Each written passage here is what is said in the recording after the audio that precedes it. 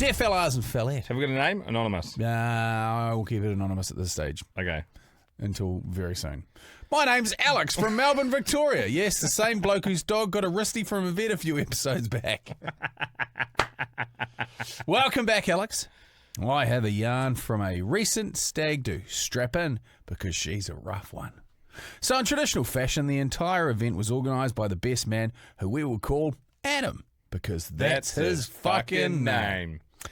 Adam is my younger brother and a quieter individual who garnered firm approval from my missus when I told her he was going to be my best man, as she knows my group of mates are a loud and rowdy group of degenerates who I love dearly, so she thought my brother would provide a more tame event. Oh, it's his stag. Good stuff. Okay, how fucking wrong was she?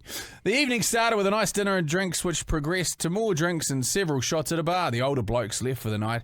However, a wild card decided to kick on with the lads.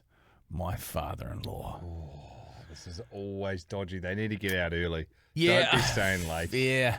It just makes things fucking niggly, you know? We then made our way to the main event, our party boat. This was mint. We had cold beers waiting on arrival, topless waitresses, and the usual fanfare that a stag do entails. The night was going along well, and at this stage, we had a skin full of all sorts. However, it was time for the main event. I made my way to a solitary chair below deck where I was met by a lovely lady who was conducting the show. However, just before it started, Adam, who'd far exceeded everybody's expectations to this point, came up to me and said, "I've paid an extra $120 for the VIP package." I asked what was involved. He shrugged and said, "Fuck knows," and sat down genuinely unsure what he had paid for. The show starts, and I'll let you all listening come to your own conclusions on how and what the bulk of kind of entertainment included. Reminder, my father-in-law was present still. Then came the grand finale. Now, I'm not sure if this was the VIP part or just the way she ends the show, but fuck me, I'll hold this trauma for life.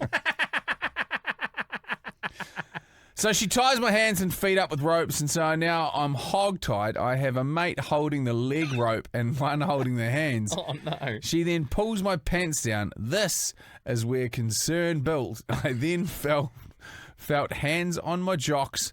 We were at about a 10 on the panic scale at this point.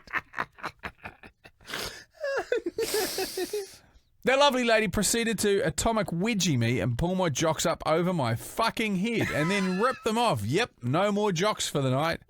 I felt that the worst had happened till I felt a cold substance on my ass and a hissing sound that turned out to be shaving foam. Ooh.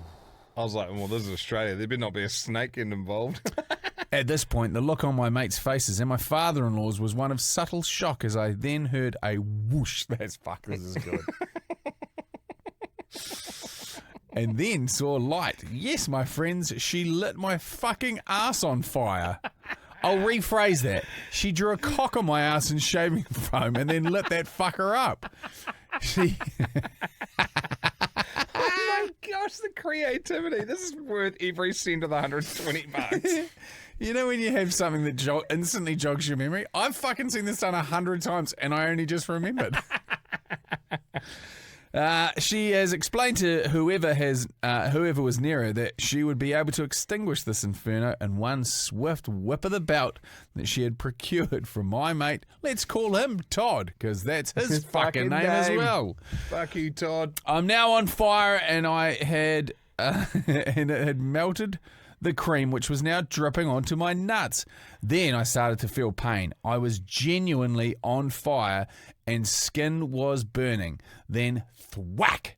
The first hit of the belt extinguished my right ass cheek. However, my left was still very much on fire. The crowd was silent, and I locked eyes with my father-in-law as the second blow of the belt finally finished off the show. I got up, had a laugh with the boys, and then felt a stinging on my left arse cheek, where a blister now appeared.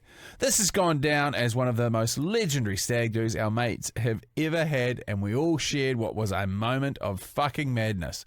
There's one photo of this, and I tell you what, it looks like a photo of a fucking war crime taking place with guess who? My father-in-law front and centre with a look of horror as he stares in disbelief at what is happening in front of him. The meso is a nurse, and I eventually had to show her the wound as it was fucking beyond painful in the days after, and the event, and the days after the event, and then subsequently, yep, it got infected. Oh. I held my silence, blaming a cigarette on a chair that was a cause, and she doesn't believe me anyway. Up the fucking waz, and remember, it's sometimes the fucking quiet lads that end up throwing some of the most horrendously wild shit you'll ever experience. I think $120 was a fucking steal for that VIP finish. Even he does, yes.